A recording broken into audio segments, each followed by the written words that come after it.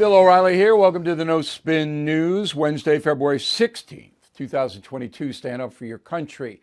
Got a lot to tell you about tonight. We're on it, I think, advancing stories as we try to do every day. So the Durham Report, day six of what is a very important story for all Americans, but a story that is being suppressed, a lot like the Hunter Biden story. And that is the subject of this evening's Talking Points memo. So there is no question that the Hillary Clinton campaign in 2016 paid money to various people to spy on the Trump campaign in order to dig up dirt about an alleged connection with Putin and Russia.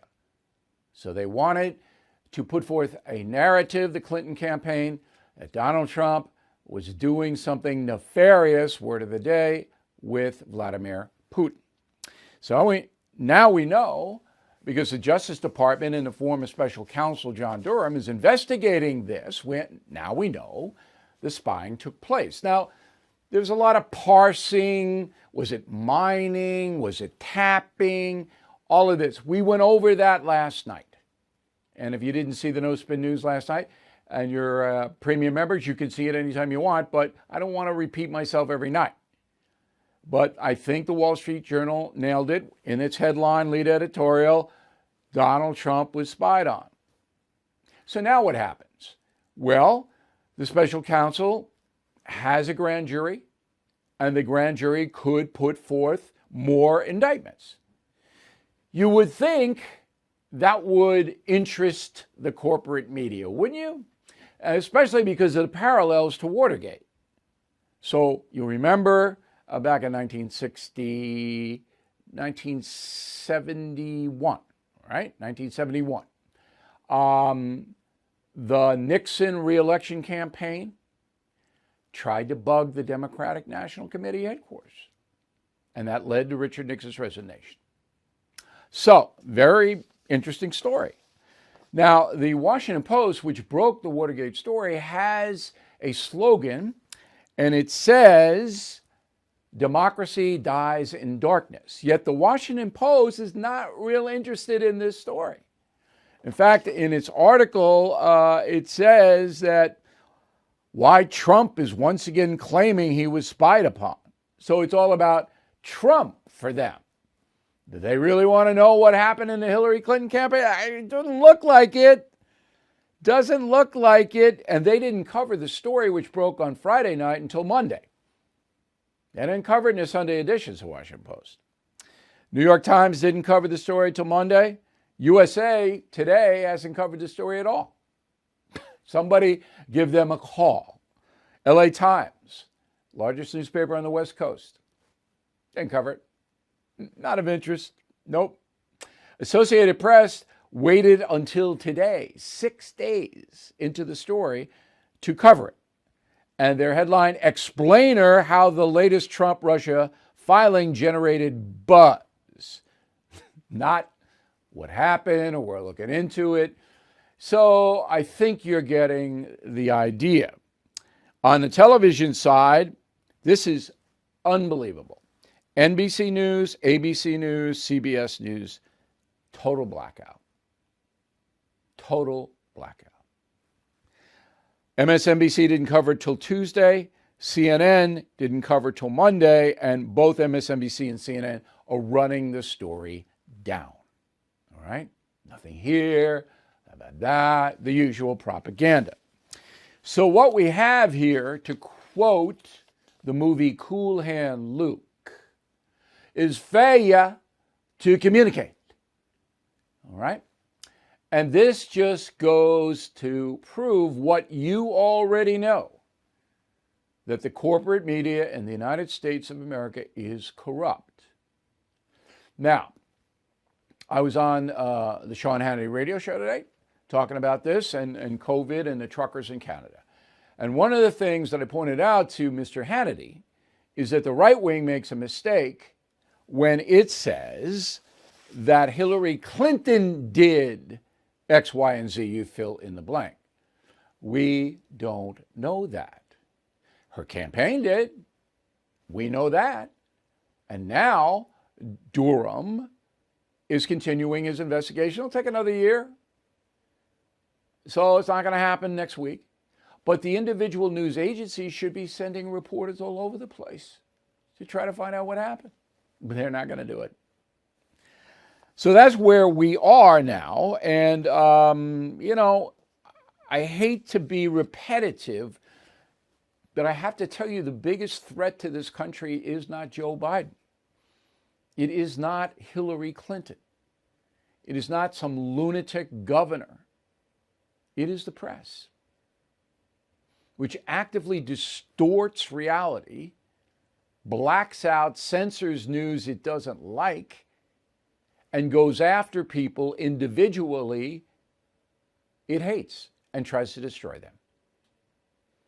That's where we are. When you have the three major television networks not covering the Durham situation, it's reached critical mass. And then I know you're going to write me, well, what can we do? You can't do anything.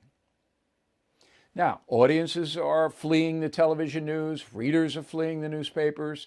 We all know that. But they're there. And they control flow.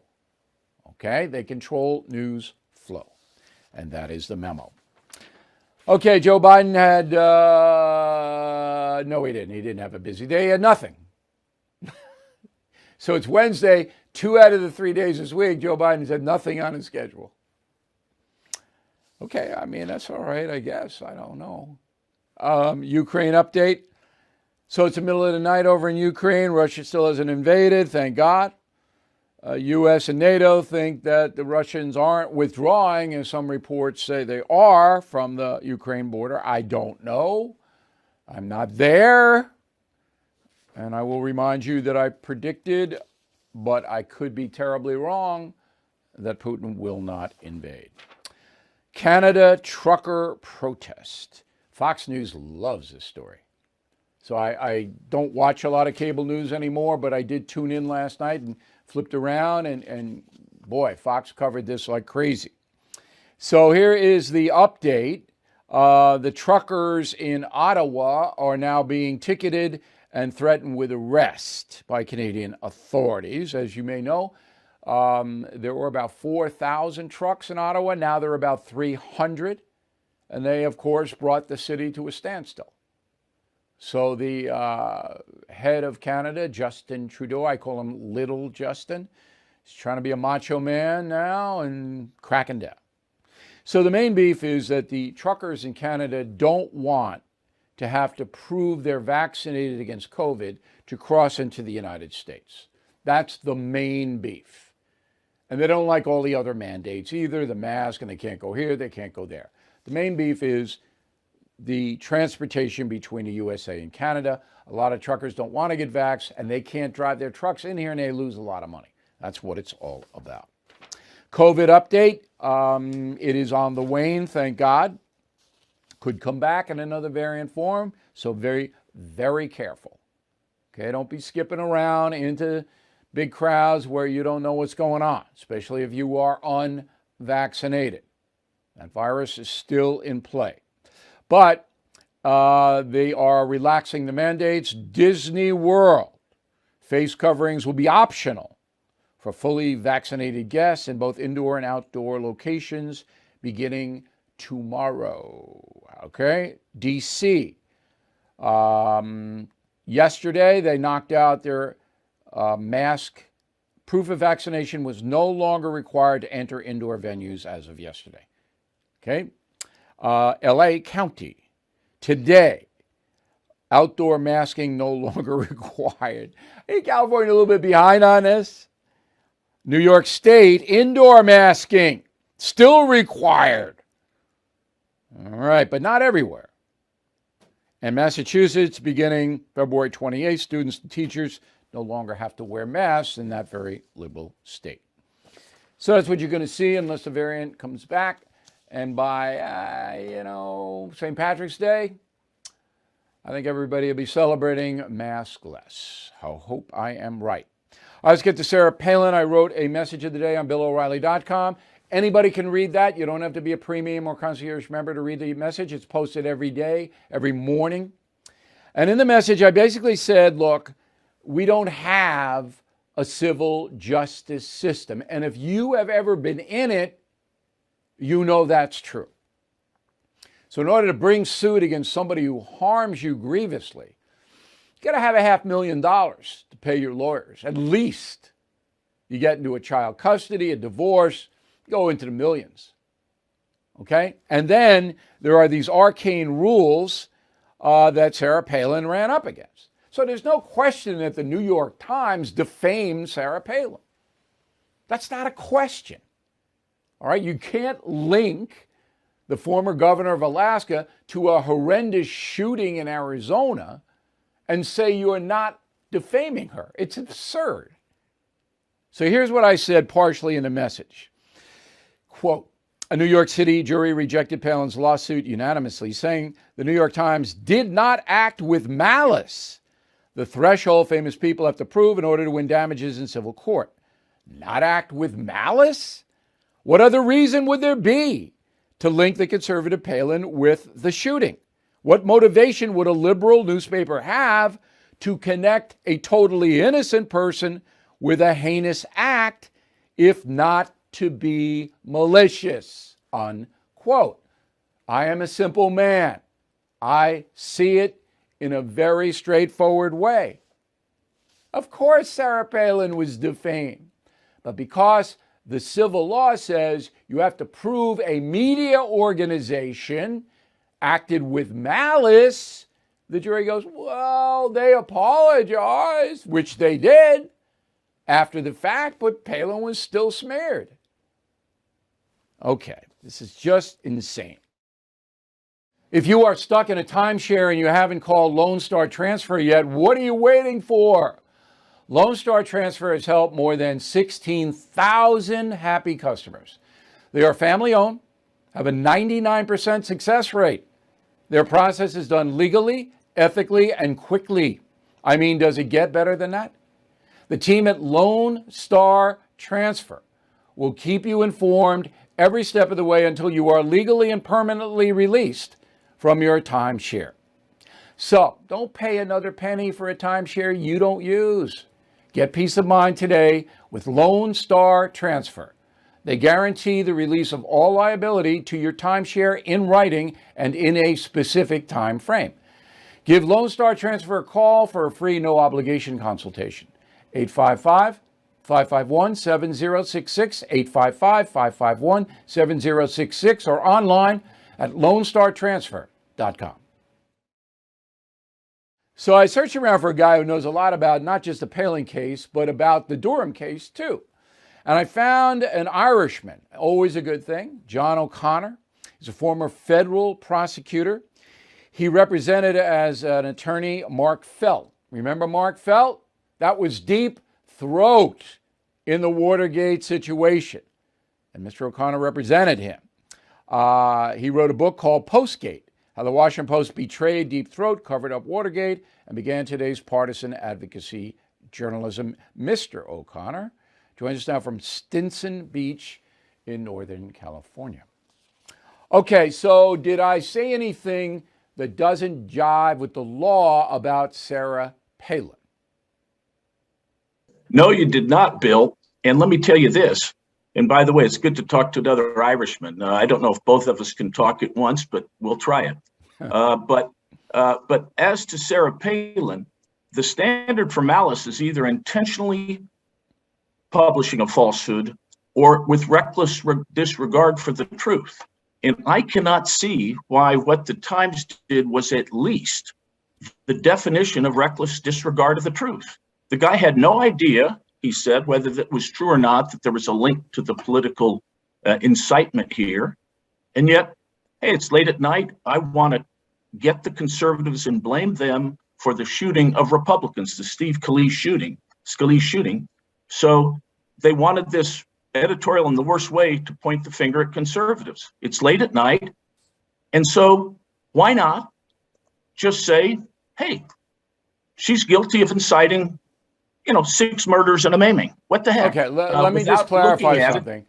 The testimony from the New York Times editorial writer was basically that there was in this country the feeling that Steve Scalise, the congressperson from Louisiana, who was shot by a liberal man on a softball field, that liberal was incited by conservative actions. And so this guy, in his, I don't know, confused mind, said, you know, the same thing's happening to Gabby Giffords, the congresswoman in Arizona who got shot. That was incited by Sarah Palin's PAC. And there's absolutely no evidence. And what he pointed to was ridiculous. So you're absolutely right that of course there was irresponsibility at the highest level. And that legally can turn into malice, right? Right. And let me read something, Bill. Additionally, a reporter made this reckless statement before Bennett made his reckless statement about the incitement. Here's the statement. Miss Palin's PAC, quote, put Miss Gifford and 19 other Democrats under stylized crosshairs. That was false. Sarah Palin's PAC had targeted districts, had targeted a map, right. But not the individual Democrats. That's the big difference. They took a graphic that had nothing to do with any kind of violent behavior or anything like that. It was a political graphic. Okay, so the jury reaches this conclusion that the New York Times did not act maliciously toward Palin, and so the Times gets off. But the message really is there isn't any justice in civil court. And I, in the message of the day, I hope everybody reads it on BillO'Reilly.com, I point to my case with Al Franken. And it was absurd what happened there. But am I wrong? Can you expect justice in civil court in the United States, counselor? Well, Bill, let me tell you this. The jury was debating this thing. They've been out for over a day. The court did not, while they're debating whether or not there is actual malice, proof of malice, Judge Rakoff announces to the entire world that he says there's absolutely no evidence of malice. Now, he did not go into the jury room and tell them that. They heard but it. He told about 1 billion people that. They weren't sequestered. That's right. They went home. They heard it. They knew that the judge threw right. it out before their verdict was in. Well, that's going to help Palin if she appeals, though. That'll help her. I would raise holy hell, Bill. Let's go. Let's get on to the Durham thing. So I just want to recap the history here. So as I said, in 1972, the Watergate plumbers, so-called plumbers, broke in to the Democratic National Committee headquarters at the Watergate Hotel in D.C. And their goal was to rifle all the files and then to plant bugs so that the committee to reelect Richard Nixon, the acronym is CREEP, okay, could hear what the Democrats were saying. Big scandal. People went to jail. Richard Nixon had to resign. Everybody who follows history knows what happened. So here we have the Trump campaign being spied upon by people working for, getting money from the Hillary Clinton campaign in 2016. So you would think it's pretty much the same, right, counselor? Well, actually, in fact, and that's what I write about in Postgate, the Post falsely claimed that this was a campaign operation and there was campaign cash used. It was not a campaign operation, and the Post knew that. But the public, of course, it had resonance with the public because the public does not like unfair electoral actions, unfair and illegal, and that's why Nixon got tossed out of office. So you're correct, Bill. That's what the public thought. And in my book, I talk about how the Post hid the truth. Nixon was still scratching his head. He didn't know what the heck had happened, but he obstructed justice at John Dean's urging. Yeah, after the fact he did bad things. Who essentially paid for the plumbers to go in there? Who ordered that? Well, it was paid for out of campaign funds. But as I talked about in my book, Postgate, it was mainly the CIA had infiltrated the White House through Howard Hunt. McCord had infiltrated the committee to reelect the president. They pulled money out, I think, at John Dean and Jeb Magruder's behest, but it was not for a campaign purpose. It was to listen to naughty men talking to naughty girls and getting dirt on them. The CIA wanted that. It was a Dean wanted it for his own purpose. Okay, it was a blackmail operation. Right. All right, now, the press was all over Watergate. They couldn't get enough of it. It made the reputations of journalists. One of the reasons I am a journalist was because of that. I said, wow, look at this story. I'd like to be involved in investigating things like that. Now, the press doesn't really have any curiosity at all about this Durham situation. Why? Well, the Post, because of Watergate, understood its power not only to hype a scandal, but also to suppress it. Witness the Hunter Biden thing. They suppressed that beautifully. Nothing happened. They have great power. They exercise that power in partisan ways, and that's what we have today, Bill. And so Right. in the And Durham I think thing, that's a succinct definition, and also because they pushed the Russian collusion every single day. You know, isn't it interesting how aggressively all the newspapers, all the network news, CNN, MSNBC, pushed the bogus Russian collusion story every single day, all right, in every single way.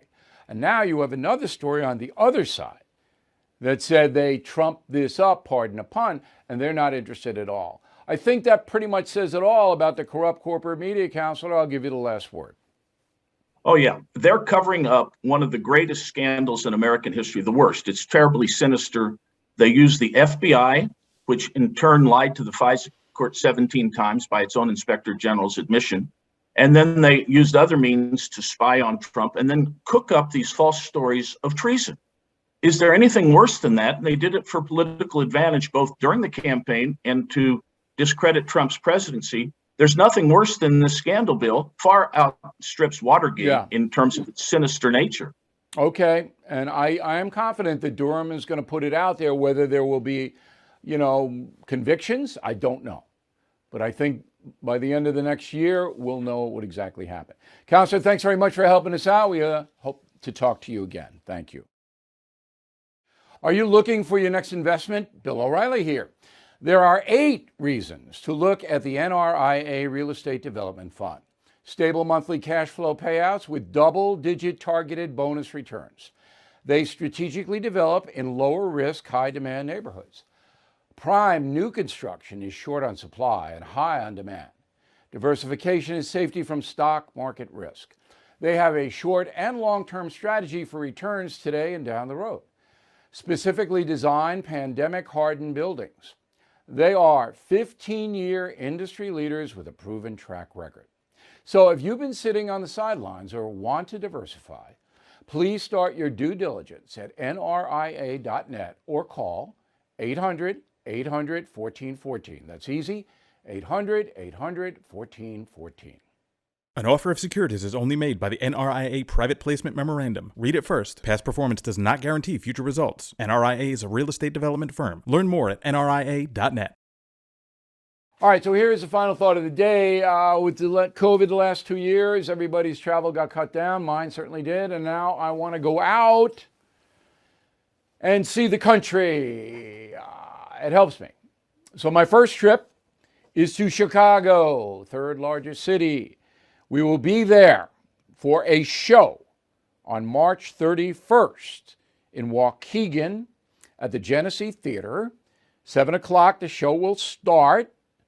Okay, this is sponsored by our radio affiliate, the powerhouse WLS Radio in the Windy City. So you can get tickets at Ticketmaster.com. And if you go to BillO'Reilly.com, we'll flip you right over, or you can go to the Genesee Theater itself.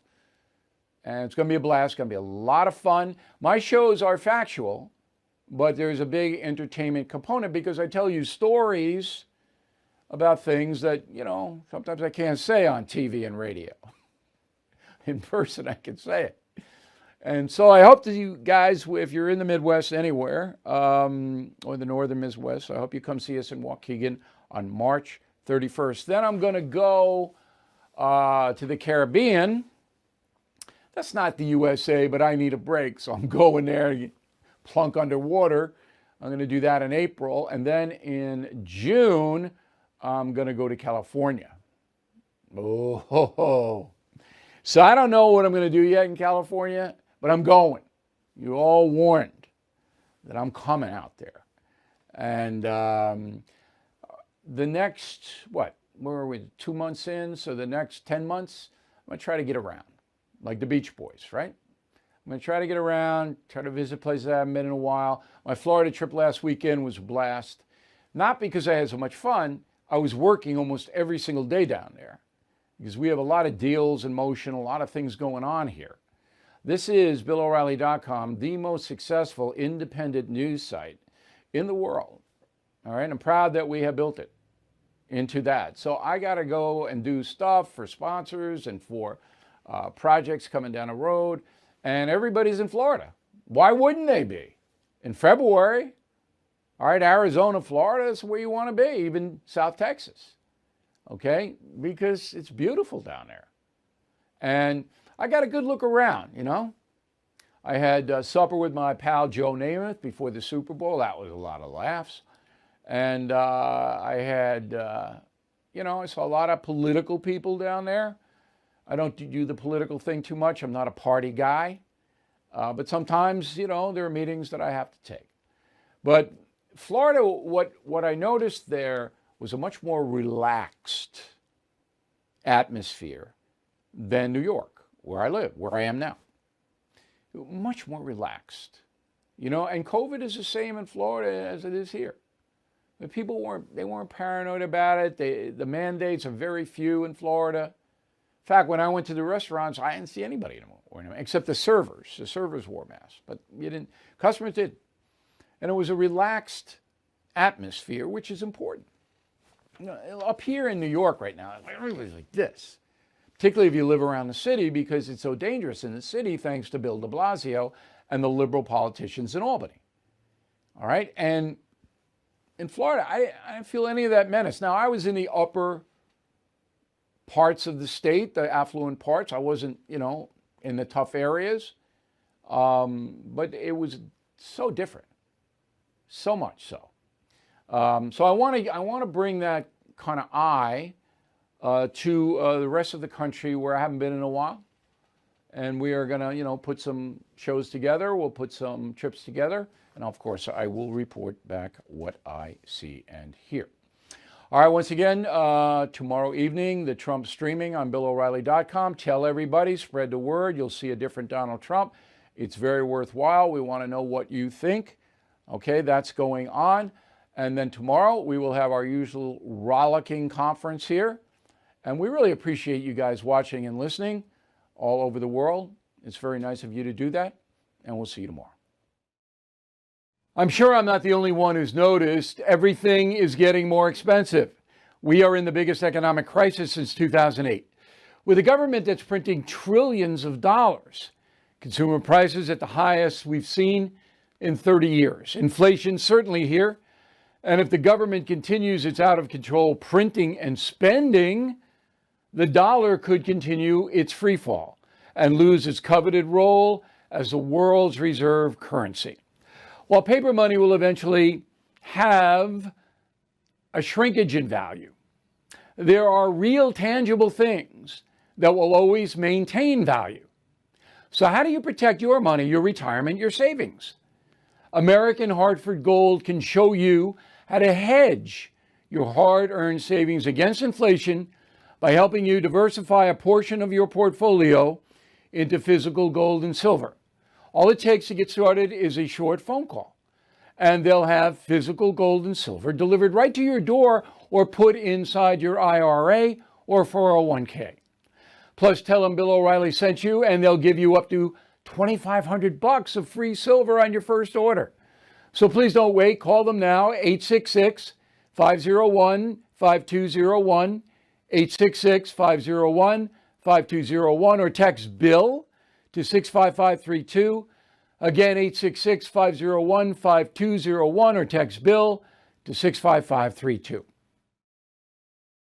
Bill O'Reilly is back on TV and only on The First. No Spin News, every weeknight at 8 p.m. Eastern, only on The First.